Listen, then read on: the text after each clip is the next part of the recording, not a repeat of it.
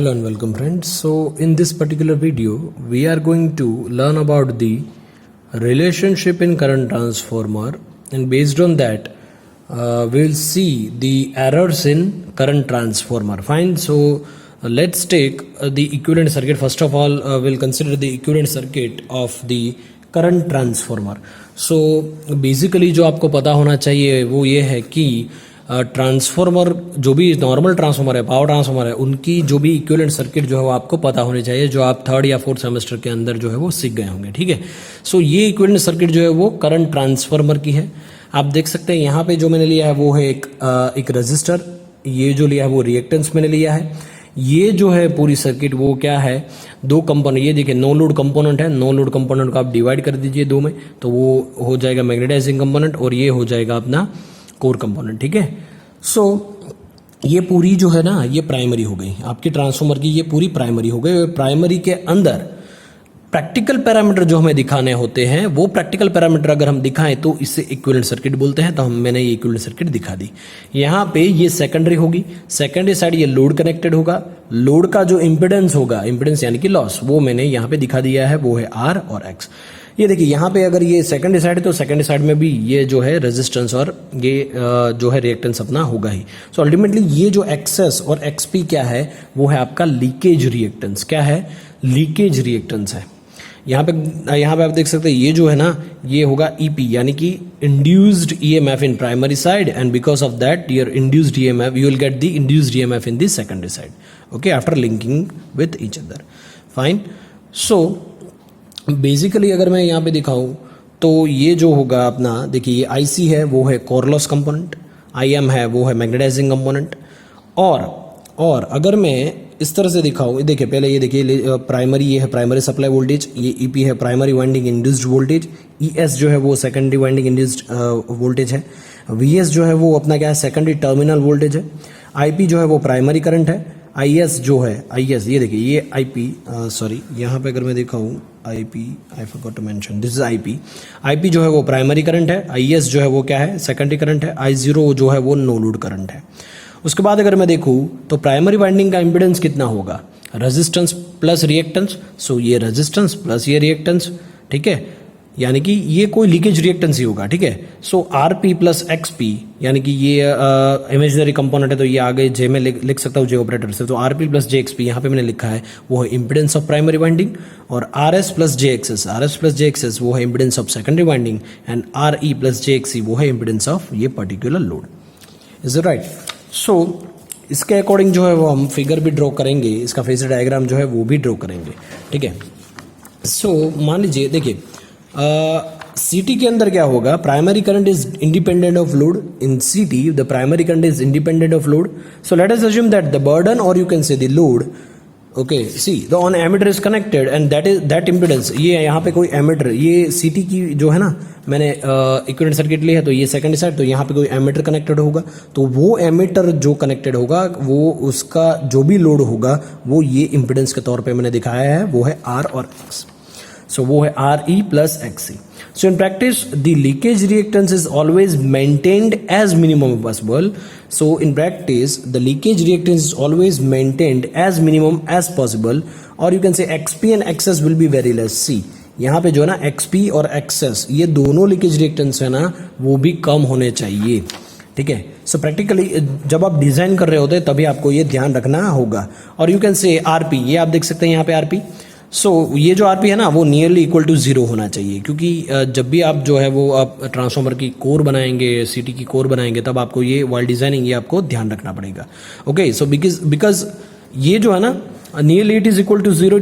ये जो प्राइमरी का रेजिस्टेंस है ना it should be nearly equal to 0 because it is made up of 1 or 2 turns, hardly 1 or 2 turns. Fine.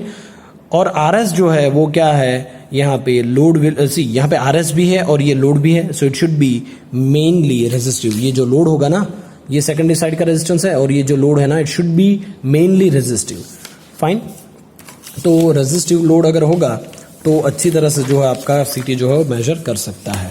सो मान लीजिए यहाँ पे कमिंग टू द प्राइमरी, सी ये जो कोर है ये प्राइमरी की कोर है ना ये यहाँ पे. So core is not having infinite permeability, so it will have the finite permeability. So core will take some magnetizing component. Core will take some magnetizing component, or you can see magnetizing component किस क्यों होता है? Magnetizing component जो है वो आपके transformer के अंदर जो फ्लक्स प्रोड्यूस होता है, so because of that magnetizing component you will have the flux in your transformer.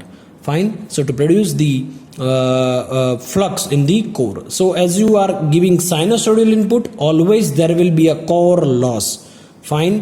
Always there will be a core loss, and core loss component, see यहाँ पे जो दिखाया है ये core loss जो भी component होगा वो क्या होगा, वो मैंने दिखाया है RC जो है वो core loss component है, और core loss component जो है उसको सप्लाई करेगा जो भी करंट, वो सप्लाई करेगा करंट आपका, वो होगा आपका ये IC करंट, ठीक है। ये जो करंट होगा वो IC करंट होगा, ठीक है। सो कोर लॉस करंट कहेंगे हम इसे IC को, ठीक है। So no load current will have two components that we all know, I0 will have two component IC and IM, okay. So based on this if I draw the phasor diagram, so transformer का phasor diagram आपको I hope कि आता ही होगा, लेकिन फिर भी मैं यहाँ पे ब्रीफली आपको अगर दिखाऊं तो इस तरह से कुछ मैं दिखा सकता हूँ। इस प्लेन पे इस तरह से कुछ ड्रॉ करके आपको दिखा रहा हूँ मैं, ठीक है। देखिए यहाँ पे अगर मैं देखूँ तो सबसे पहले जो है वो क्या है कि मेरे पास जो है वो नो लोड कंपोनेंट है प्राइमरी। अगर मैं यहाँ पे कंसिडर करूँ तो यहाँ पे नो लोड करंट है I0, तो उसका कंपोनेंट दो है IC एंड IM। तो अगर मैं ड्रॉ करूँ तो IM जो होगा वो विथ रिस्पेक्ट टू एक्सेस में ड्रॉ करूँगा, ठीक है। ये आपको पता होना चाहिए, ठीक है, ट्रांसफार्मर के अंदर। और ये जो है ना, ये इसको अगर मैं करूँ तो इस तरह से कुछ इसका मैग्नीट्यूड जो है वो कम रहेगा और वो होगा कोर लॉस कंपोनेंट, ठीक है। अगर मैं देखूँ इस तरह से इसको मैं ज्वाइन कर दूँ, ठीक है, इस तरह से अगर मैं ज्वाइन कर दूँ इसको, तो ये जो मिलेगा मुझे वो मिलेगा मुझे I0 और वो होगा no load component. So on the second side, see on the second side induced EMF is ES, as you can see here। देखिए यहाँ पे सेकंड साइड ES है ना, इंड्यूस्ड EMF। देखिए ये ES यहाँ पे रिवर्स प्रोसेस होती है। देखिए यहाँ पे अगर आप करंट जो है वो यहाँ पे लेंगे, यहाँ पे आप वोल्टेज यहाँ पे आप वोल्टेज यहाँ पे प्राइमरी को देंगे, उसके बाद करंट जो है वो आपकी प्राइमरी के अंदर जो है वो सर्कुलेट होगा। इसकी वजह से जो है वो इंड्यूस्ड EMF प्रोड्यूस होगा, फ्लक्स प्रोड्यूस होगा, फ्लक्स की वजह से इंड्यूस्ड EMF होगा, इंड्यूस्ड EMF EP होगा, और वो लिंक होगा सेकेंडरी साइड और वो होगा ES। तो वहां से अब रिवर्स प्रोसेस होगी। ये इंड्यूस्ड EMF की वजह से इंड्यूस्ड EMF अगर आप यहाँ पे देखिए ये ES और VS अलग है, अलग यानी है तो सेम ही, लेकिन ये लॉस जो है ना, ये लॉस की वजह से यहाँ पे जो भी अमाउंट पे वोल्टेज आ रहा है ना, यहाँ पे क्या टर्मिनल वोल्टेज पे क्या होगा, कम आएगा कंपेयर टू दिस पॉइंट। यहाँ पे आपका वोल्टेज जो है कम आएगा क्योंकि ये लॉस को भी आपको फेड करना है, ठीक है। सो यहाँ पे जो टर्मिनल वोल्टेज आएगा वो वोल्टेज, और यहाँ पे जो लोड होगा वो, अगर आप लोड कनेक्ट करते हैं यहाँ पे तो करंट आपका सर्कुलेट होगा यहाँ से और वो होगा IS, that we all know, ठीक है। सो on the second side induced EMF is ES, and because of the current passing into the primary this ES is produced, okay। so this ES and IS जो होगा, IS वो lag होगा ना, ES से वो lagging condition में होगा ना कुछ एंगल से, क्योंकि यहाँ पे ES जो है उससे, क्योंकि जो भी इंड्यूस वोल्टेज होगा उससे जो भी आपका करंट होगा, इंडक्टिव कॉइल नेचर की वजह से करंट जो है वो आपका पीछे रह जाएगा, ठीक है। तो अगर मैं ड्रॉ करूँ तो मुझे पता होना चाहिए कि जो ES होगा वो ES कुछ जो है वो यहाँ पे होगा।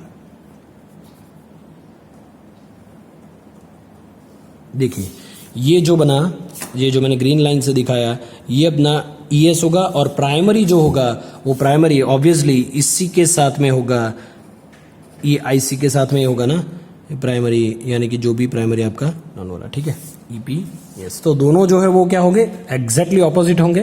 तो आप देख सकते हैं इस जो पर्टिकुलर फिगर से, ठीक है, EP और ES तो इस तरह से। लेकिन ये ES की वजह से, और यहाँ पे अगर आप लोड कनेक्ट कर रहे हो तो लोड कनेक्ट करने की वजह से यहाँ पे जो IS करंट फ्लो हो रहा है वो ये ES से लैग बिहाइंड होगा।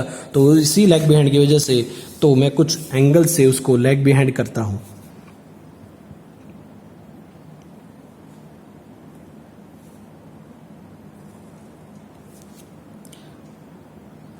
सॉरी ये ज्यादा कुछ हो गया, ठीक है, मैग्नीट्यूड मैंने कुछ ज़्यादा ही दिखा दिया यहाँ पे, कोई बात नहीं। यहाँ पे देखिए ये जो ई एस है ये आई एस होगा, तो वो कुछ मान लीजिए कि डेल्टा एंगल से कुछ जो है वो क्या है पीछे रह गया है, वो क्या है पीछे रह गया है। तो अगर ये डेल्टा एंगल से पीछे रह गया तो डेल्टा जो है वो क्या इंडिकेट कर रहा है आपका, delta indicates the phase angle between E S and I S. So the phase angle between E S and I S is because of due to the impedance load की वजह से है ना, ये जो पूरा है ना ये लोड का इम्पिडेंस की वजह से इसके बीच में जो एंगल आ रहा है ना वो इसी के कारण आ रहा है, क्योंकि ये लोड जो है ना वो इंडक्टिव भी हो सकता है, ज़्यादातर लोड हम जो है वो इंडक्टिव यूज़ करते हैं, ठीक है, इसकी वजह से और ये दोनों की वजह से भी, ठीक है, ये दोनों लॉसेस की वजह से ई एस और आई एस के बीच में जो एंगल क्रिएट हो रहा है वो आपका डेल्टा होगा।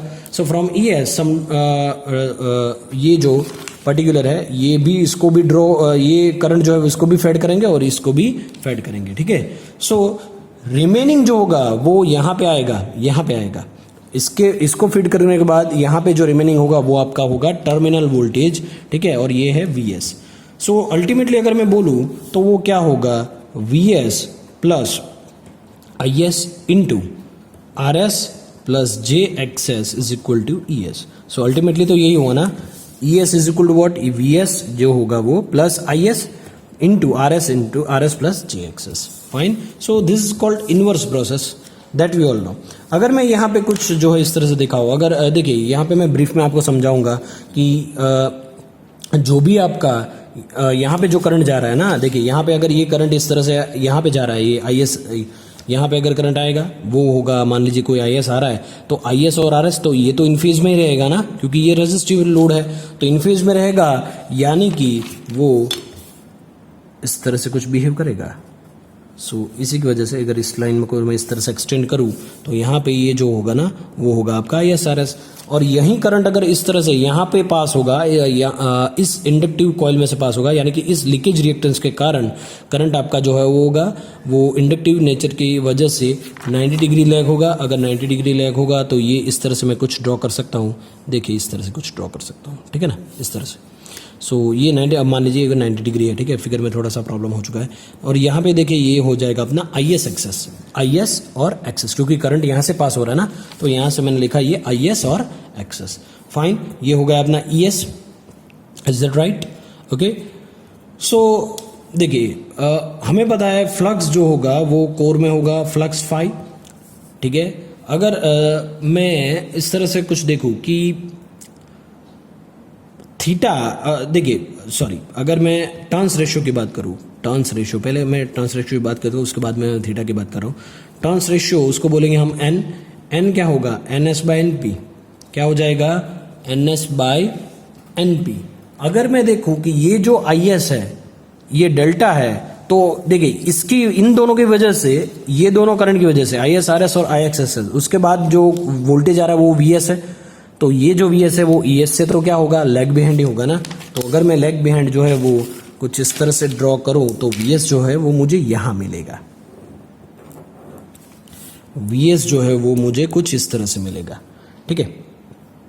सो अगर वी एस जो है मुझे कुछ इस तरह से मिल रहा है तो वी एस, सॉरी अगर मैं यहाँ पे मैंने थोड़ी सी गलती कर दी, ये जो है ना आई एस आर एस वो यहाँ पे आएगा, यहाँ पे आएगा, सॉरी अगर आप देख रहे होंगे, ठीक है, ये जो है ना वो निकाल दीजिएगा, ये आई एस आर एस यहाँ पे आएगा, गलती कर दी मैंने, और यहाँ पे आई एस एक्सेस आएगा, तो ये आप भूल जाइए, ठीक है, और ये आई एस यहाँ तक है।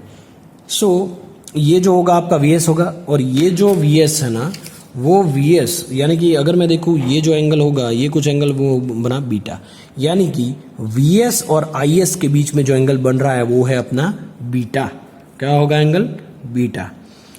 और अगर मैं देखूँ, देखिए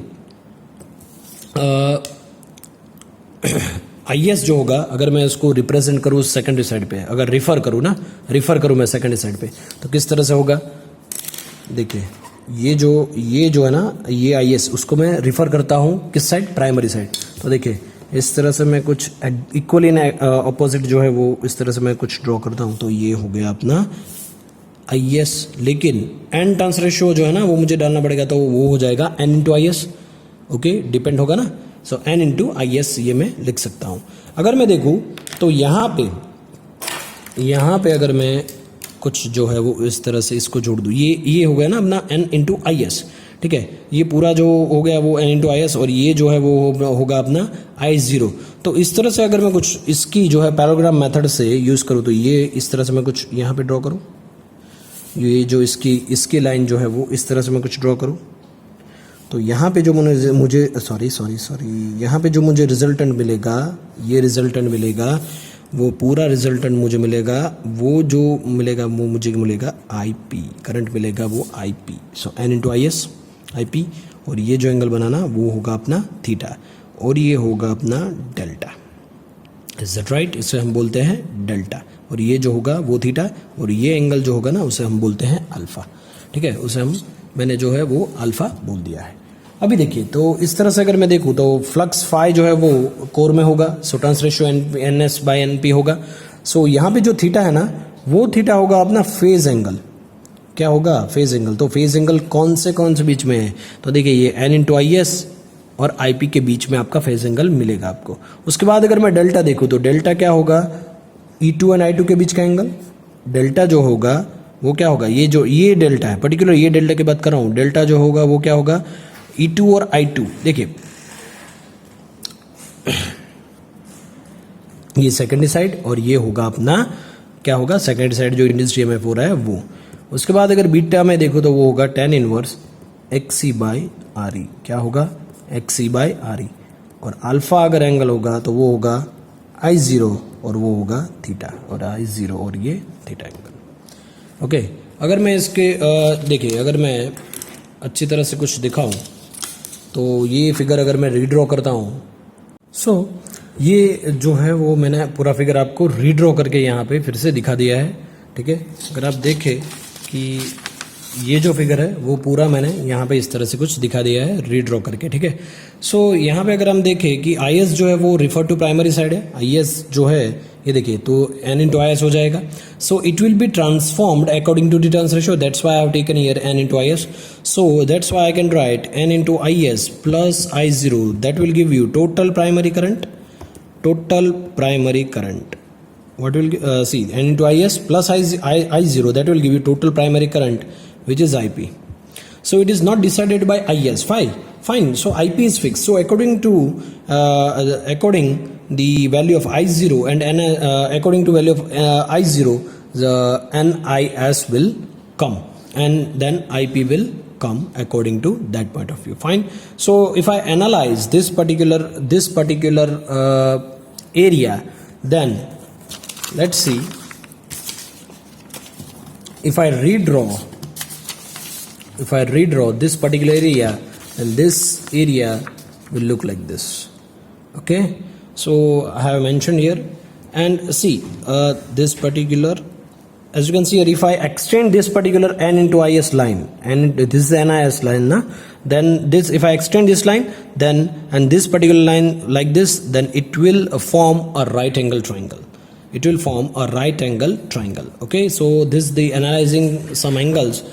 Based on this we can see the ratio error and phase angle error. Here you can observe that what is OA, what is O and A? It is nothing but n into IS. What is OC? O and C is nothing but it is IP. So IP is n into IS plus I0. And AC, this AC is nothing but it is just this particular I0, as you can see here. ये देखिए यहाँ पे ये जो line है और ये इसका ही जो है पैराग्राम मेथड हमने ली है, तो इस तरह से कुछ जो है वो राइट एंगल ट्राइंगल जो है वो बनाएगा। So triangle ABC forms a right angle triangle. We can say the triangle ABC forms a right angle triangle. Okay, so we can see the OA is equal to NIS and OC is equal to IP and OAC is equal to I0. So based on this we can calculate and analyze that what is AB. AB is nothing but it is the I0. See ये जो AB है ना, ये AB वो क्या है? तो वो है I0 into I0 of cos of angle. ये देखिए I0 into cos of angle ये जो पर्टिकुलर ए बी है वो क्या है I zero into cos of angle, ये जो आई जीरो है वो क्या है पर्टिकुलर ये और ये सेम ही है ना।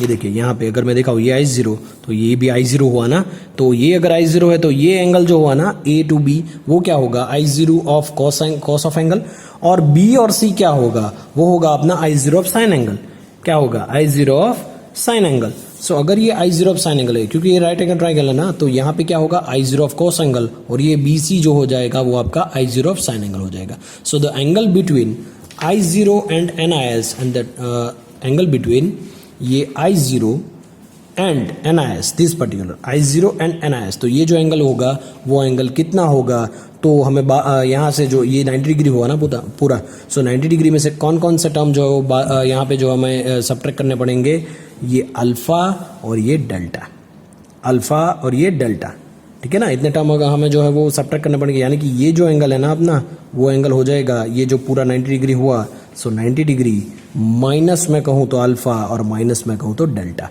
सो ये जो पूरा हुआ ना एंगल ये 90 minus alpha minus delta. So from that I can calculate the vector, from that I can calculate the vector. Let's say the triangle BAC, this BAC, so we can say that the AC is equal to I0, as you can observe in this particular figure, AC is equal to I0, OA is equal to N into IS, OC is equal to IP. Okay, so this particular BAC, so triangle BAC is equal to 90 minus alpha minus delta. So what is AC? What is AC? It is nothing but I0. What is OA? It is nothing but NIS. And what is OC? OC is IP. Is it right? So based on this, we can calculate C. BC is equal to what? BC is equal to what? BC. So I0 of cosine angle, that means I0 into sine what angle, 90 minus delta minus alpha, and we know that sine 90 minus theta will give you the cos theta. Okay, so this will I0, this will become cos and theta plus alpha. Is that right? Sine 90 minus theta, that will give you cos theta, so that's why I have written this. What about AB? What about AB? AB is nothing but I0 cos of angle 90 minus delta minus alpha, and that will give you sine delta plus alpha. So ultimately BC is equal to I0 cos delta plus alpha and AB is equal to I0 sine delta plus alpha. Okay, right? Now from this particular triangle we can calculate, see अगर मैं इसको और expand करता हूँ तो क्या होगा, OC square is equal to what, OA plus AB square plus BC square. ये देखिए यहाँ पे OC square is equal to what, OA plus AB plus BC square. So what is OC here? What is OC? OC is equal to what, IP. OC is equal to what, IP. So यहाँ पे देखिए OC is equal to IP, that means IP square is equal to, we can write, I'm just putting the value, all the value, sine delta plus alpha whole raised to square plus IA cos delta plus alpha whole raised to square. So if I more expanding this, then I will get n square IS square plus I0 square sine square delta plus alpha plus 2 NIS I0 sine delta plus alpha. Now plus I0 square cos square delta plus alpha. So this is how we can expand. Fine. So after that, IP square is equal to what, n square IS square plus I0 square plus 2NIS I0 sine delta plus alpha is to 1 by 2 and give it equation number 1. Okay, so this is the IP square. So n square I square plus I0 square 2 into INS I0. Okay, see, because this particular term I'm representing here I0 and this particular term will be equal to 0, then this will be I0 sine delta plus alpha. Is that right? Okay. Now see the ratio, transformation ratio will be,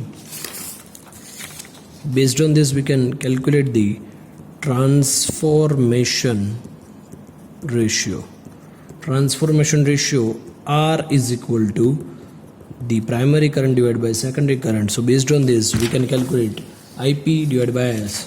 So n square is square plus I0 square plus 2 NIS I0 sine delta plus alpha 1 by 2 divided by NS, IS. Okay, so up to this clear? Now, so in a well-designed transformer, this particular I0 is very much less than the N into IS. Okay, see why? Because of this error में introduce, सी ये जो I0 है ना, उसकी वजह से आपके transformer के अंदर जो एरर जो है वो आ सकती है. ठीक है, so even if we take I0 sine delta, ये जो है ना term, instead of I0, so R is not affected, क्योंकि इसकी वैल्यू जो है ना वो काफ़ी कम रहेगी. ठीक है, so if I take this I0 sine delta plus alpha instead of this I0, then R resistance is not affected because it is having less value. So if I take, then approximately I can write n square IS square plus I0 replaced by this version I0 sine delta plus alpha square plus 2 n SI 0 sine delta plus alpha square. Okay, now divide by IS. So approximately I can write NSI NIS I0 sine delta plus alpha divided by IS, and which is approximately equal to what? N plus I0 divided by IS sine delta plus alpha, equation number 3.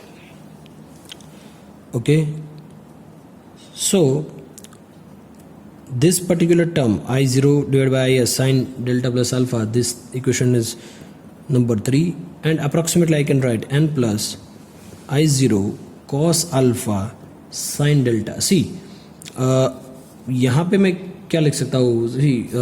अगर मैं देखूँ ये diagram पर से, so I can replace I0 cos alpha, ये देखिए यहाँ पे ये I0 है ना, ये एंगल पूरा बन रहा है, तो ये होगा ना, ये एंगल आपका होगा cos 0, so cos alpha, so I0 cos alpha that represents the magnitude component, and I0 sin alpha that represents the core loss component.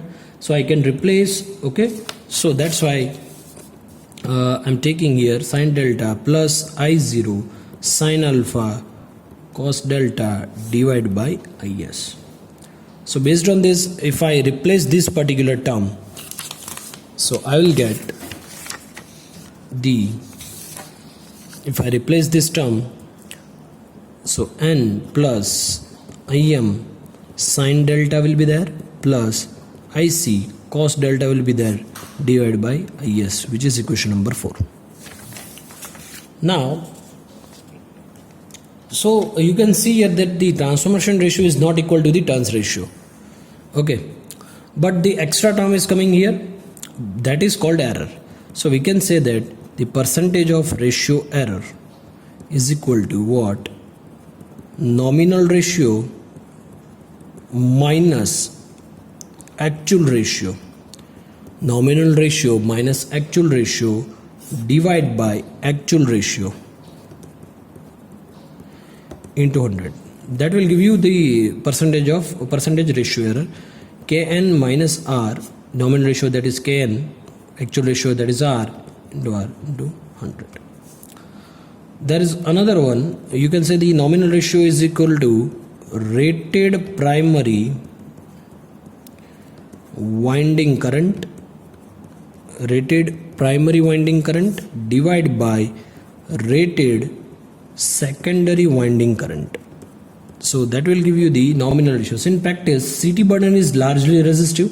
So secondary phase angle delta is very small. Secondary phase angle delta is very small. Okay, so this particular delta is very small. So secondary phase angle delta and the angle between see ये delta क्या है? Angle between second induced EMF and the secondary current. So delta in practice is very less because it is designed to be resistive. Fine. So I can take sin delta is equal to, ये देखिए यहाँ पे ये sin delta है ना, is equal to 0 में ले सकता हूँ और ये cos delta is equal to 1 ले सकता हूँ. ठीक है ना. सो अगर मैं इसको मैं रीराइट करूँ इक्वेशन तो किस तरह से मैं लिख सकता हूँ, देखिए. So R is equal to n plus I M sine delta plus I C cos delta divide by I S approximately n plus ये हो जाएगा I C divide by I S. Is that right? Fine. So अगर मैं देखूँ यहाँ पे कि percentage of ratio error जो है वो क्या हो जाएगी, n minus n plus I C divide by I S divide by n plus I C divide by I S into 100. So this is the percentage ratio error. So in practice, the value of n is far greater than, in practice, value of n is far greater than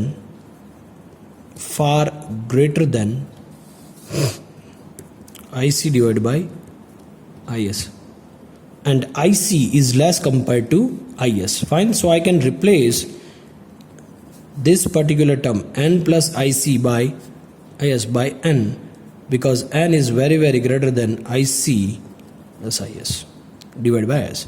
So I can replace, so I will get IC divided by IS divided by n into 100 approximately IC divided by n into IS into 100.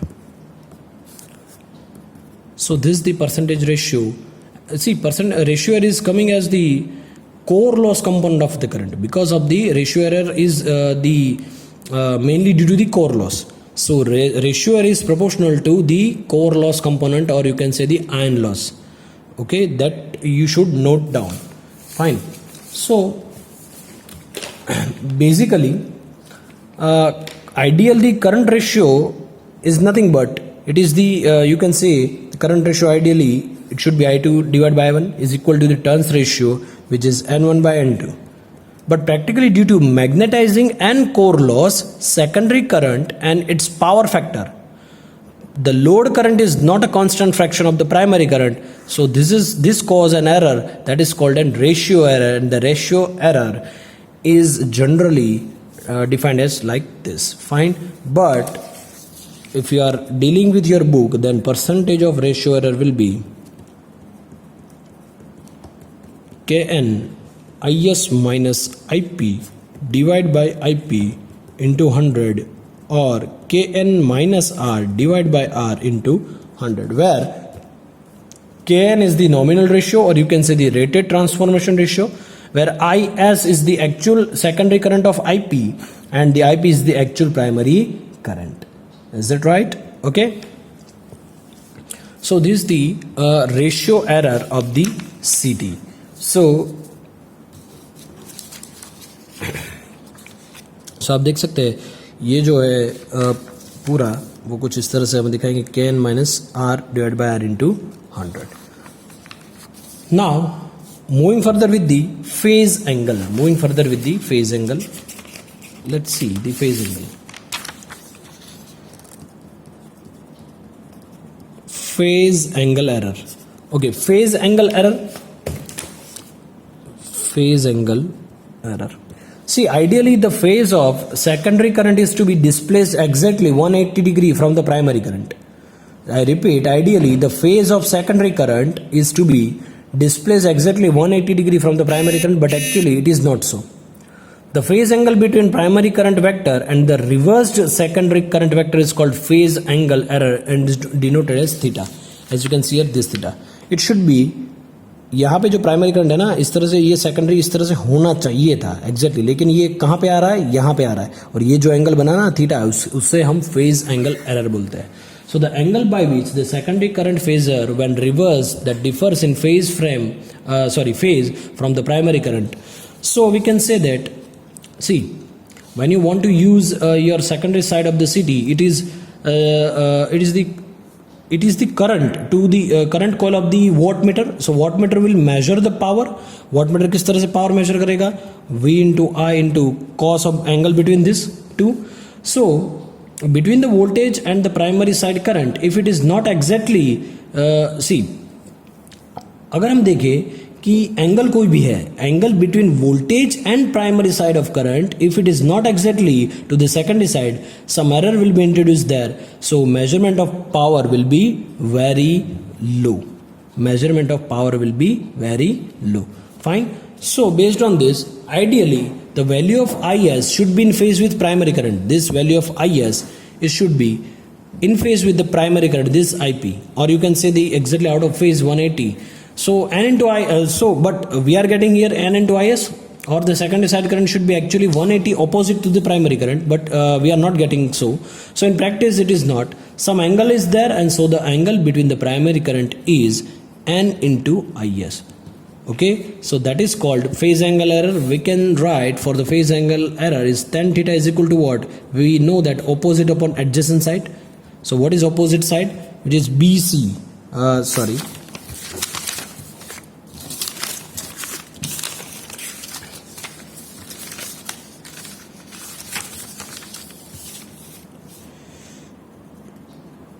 So this B, A and C. Okay, so opposite upon adjacent. So opposite means BC, this BC particular, and adjacent that is OB, this O, okay, B, okay, OB. So OB, what is OB? It is OA plus AB. BC is equal to OA plus AB. So that's why I can write, I'm writing again here, tan theta is equal to, we can write BC upon OB is equal to BC divided by, what is OB? OB is nothing but OA plus AB, as you can refer in your diagram. So what is BC? Is nothing but I0 cos alpha plus delta, and what is OA and IS, and plus AB is I0 sin alpha plus delta. So for small angle, क्योंकि ये theta जो है ना, ये delta जो है ना, वो काफ़ी हद तक जो है वो छोटा होता है. So that's why tan theta is equal to what? Theta in radian. Actually theta जो है वो रेडियन के अंदर, ये थीटा जो है ना वो रेडियन के अंदर होता है. ठीक है. So for low values of the phase angle error, tan theta will be equal to only theta. So now we can write theta is equal to what? I0 cos alpha plus delta, or delta plus alpha, NIS plus I0 sin delta plus alpha in radian. As we know that I0 is very less than NIS. I0 component is very, very less than N into IS component. Then we can write theta is equal to I0 cos theta plus delta plus alpha into I0